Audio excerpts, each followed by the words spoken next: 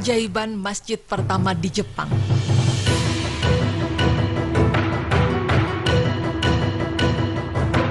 Pemirsa beriman, bencana atau musibah yang diberikan oleh Allah memang tidak dapat kita ketahui kapan datangnya. Hanya Allah lah yang Maha Tahu dan mengatur semuanya. Sebagai manusia, kita hanya patut untuk bertawakal pada Allah serta mengharap mukjizatnya. Sama halnya dengan musibah, hanya Allah lah yang akan memutuskan kepada siapa mukjizat itu diberikan.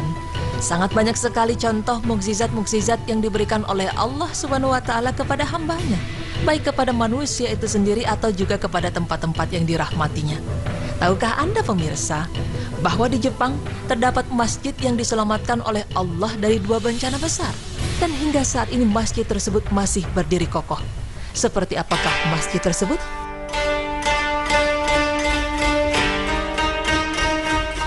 Ya, masjid ini adalah Masjid Kobe, atau yang dikenal dengan Masjid Muslim Kobe. Masjid ini adalah masjid pertama yang didirikan di Jepang. Kobe diambil dari nama kota tempat berdirinya masjid ini. Masjid yang didirikan pada bulan Oktober 1935 ini sempat ditutup oleh Angkatan Laut Kekaisaran Jepang pada tahun 1943, namun kini kembali aktif digunakan sebagai tempat ibadah umat Muslim. Arsitektur dari masjid ini dibangun dengan gaya tradisional Turki oleh arsitek asal Ceko, Jan Josef Savar, yaitu arsitek yang juga membangun sejumlah bangunan peribadatan barat di Jepang. Masjid Kobe ini memiliki ruang bawah tanah dan struktur bangunan yang sangat kuat, sehingga masjid ini dapat selamat dari 2 bencana hebat yang melanda Jepang. Pemirsa, sebelum kita menelusuri lebih dalam mengenai keajaiban masjid ini, alangkah baiknya kita telusuri terlebih dahulu bagaimana sejarah peradaban Islam di negeri matahari.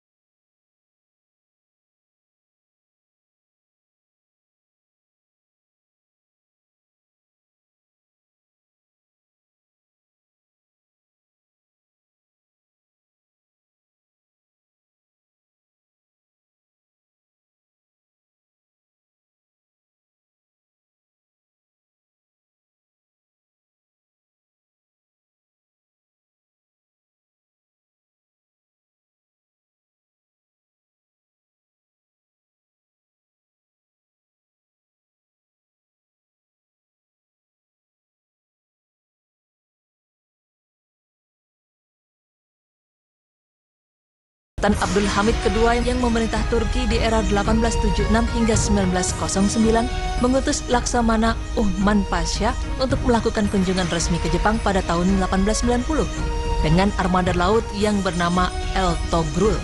Setelah Uhman Pasha selesai mengadakan pertemuan dengan Kaisar Jepang, dia dan 600 anak buahnya bersiap untuk pulang. Namun, tak jauh dari tepi laut Jepang dekat wilayah Osaka, kapal tersebut terserang badai dan kapal tersebut pun karam. Dalam musibah tersebut, awak kapal Turki yang meninggal lebih dari 550 orang, termasuk diantaranya Uthman Pasha. Kaisar Jepang pun melakukan upacara untuk memberikan penghormatan kepada mereka yang meninggal. Awak kapal yang selamat dibawa oleh 2 kapal Jepang untuk diantarkan ke Istanbul, sedangkan jenazah yang meninggal dimakamkan di dekat wilayah tersebut. Museum pun dibangun di samping pemakaman, dan hingga kini orang-orang Jepang dan Turki senantiasa melakukan peringatan atas musibah tersebut dalam 5 tahun sekali. Walaupun pemerintahan mereka telah berganti, ini merupakan bukti ketulusan warga Jepang dalam menjalin persahabatan dengan Turki.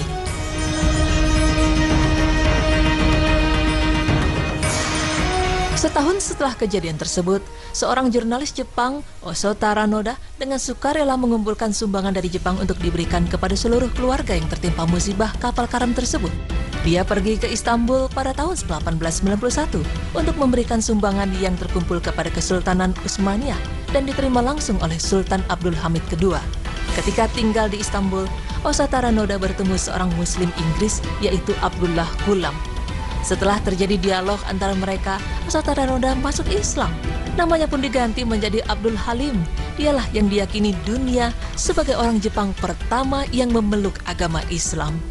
Langkahnya diikuti oleh Yamada yang datang ke Istanbul pada tahun 1893 yang juga membawa sumbangan untuk keluarga yang tertimpa musibah kapal karam tersebut. Setelah ia tiba di Istanbul, Sultan Abdul Hamid II meminta kepadanya untuk mengajarkan bahasa Jepang kepada para perwira Utsmani. di Istanbul, Yamada memeluk agama Islam dan mengganti namanya menjadi Khalil atau Abdul Khalil. Ia menjadi orang Jepang kedua yang memeluk Islam.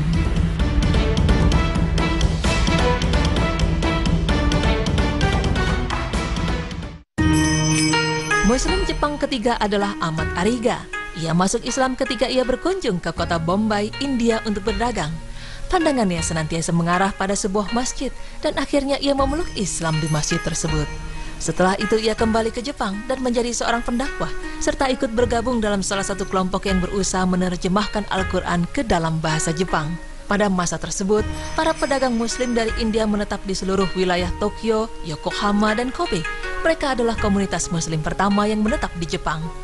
Dengan pembentukan komunitas-komunitas muslim ini, beberapa buah masjid telah didirikan. Masjid yang paling penting di antaranya ialah Masjid Kobe. Dan kini, ketika Jepang menjadi salah satu tujuan pendidikan, usaha, dan wisata yang populer, banyaknya pekerja, pelajar, dan wisatawan muslim turut mempengaruhi perkembangan Islam di sana.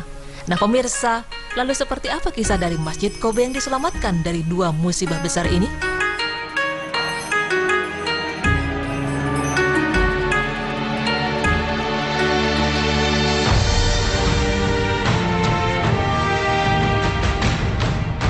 Kisah ini berawal pada tahun 1945. Saat itu Jepang terlibat Perang Dunia Kedua. Serangan Jepang ke atas pelabuhan Pearl Harbor di Amerika telah menyebabkan kerajaan Amerika memutuskan untuk menjatuhkan bom atom pertama dalam dunia peperangan. Dua kota di Jepang, yaitu Hiroshima dan Nagasaki lah yang dijatuhi bom atom tersebut. Tak ketinggalan kota Kobe juga menerima dampak serangan pengeboman dari Amerika. Walaupun kota Kobe tidak dibom dengan bom atom, namun kota Kobe juga menjadi hancur lebur. Ketika bangunan di seluruh kota Kobe rata dengan tanah, Masjid Muslim Kobe masih berdiri tegak. Masjid ini hanya mengalami keretakan pada dinding luar dan semua kacanya pecah. Bagian luar dari masjid ini juga menjadi agak hitam karena asap serangan bom. Tentara-tentara Jepang yang berlindung di ruang bawah tanah masjid berhasil selamat dari ancaman bom. Begitu pula dengan senjata-senjata yang disembunyikannya. Kemudian masjid ini pun menjadi tempat untuk berlindung. Pasca Perang Dunia Kedua, Kerajaan Arab Saudi dan Kuwait menyumbang dana untuk merenovasi Masjid Kobe dengan skala yang besar. Dari mulai kaca-kaca jendela, lampu hiasan gantung yang mewah, hingga sistem pengatur suhu bilik pun dipasang di masjid ini.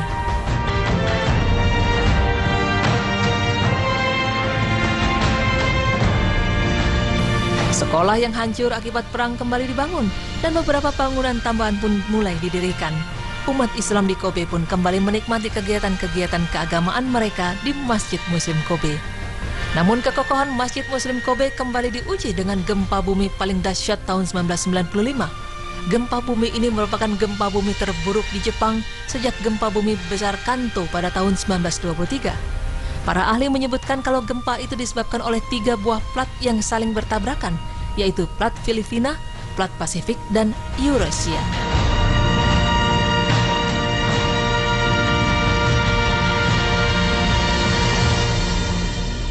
Gempa berkekuatan 7,2 skala Richter ini menewaskan 6.433 jiwa, 27.000 korban luka-luka, dan ribuan gedung di kota tersebut hancur hanya dalam waktu 20 detik.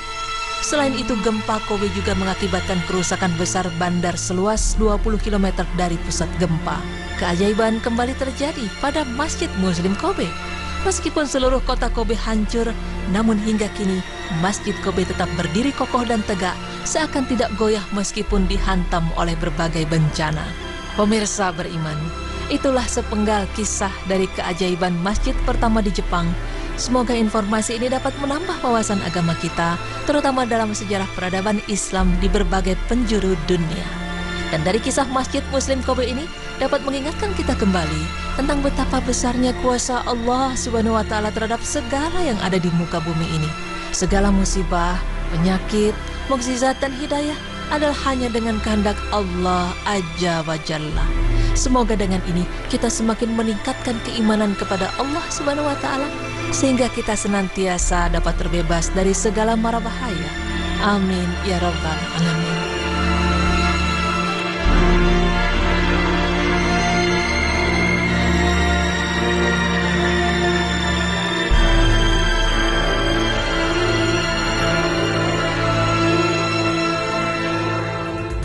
Masya Allah ya, kalau melihat tentang masjid yang masih berdiri kokoh ini di Jepang dan tidak hancur ketika ada gempa bumi ataupun perang dunia. Jadi teringat masjid yang di Aceh juga ya. Aku juga baru ngomong ya. Masjid Raya ya namanya. Masjid Raya Baitur Rahman juga ya salah satunya ketika kena tsunami ya. Dan ada satu lagi masjid di, aku lupa nama tempatnya ya. Cuman itu benar-benar waktu tsunami terjadi itu semua di daerah setempat itu hancur semua. Tapi hanya satu yang berdiri tegak, yaitu masjid yang di daerah tersebut gitu. Oh, Masya Allah, dan itu diabadikan memang. Maksudnya fotonya ada juga gitu. Dan Masya Allah, jadi teringat lagi tadi waktu ketika ngomong soal tentang Masjid Kobe tadi, langsung kepikiran sama masjid di Aceh. Iya, betul sekali. Nah, baik pemirsa, jangan lupa lagi nanti bahwa di segmen terakhir kita akan membuka telepon interaktif. Jadi siap-siap nih catat nomor teleponnya, nanti bisa nelfon ke 7918-7705 atau ke 7918-7707. Ada di sini ya, di sini. Ya, betul sekali. Dan pemirsa, setelah ini kita akan membahas, ini penting sekali buat kita para orang tua. Sejak umur berapa sih anak kita itu harus ditutup auratnya dan batas aurat anak-anak? Waduh, penting banget nih. Dan dipisahkan juga kamarnya, kamar tidurnya. Oleh karena itu jangan kemana-mana, tetap di Berita Islami Masa Kini.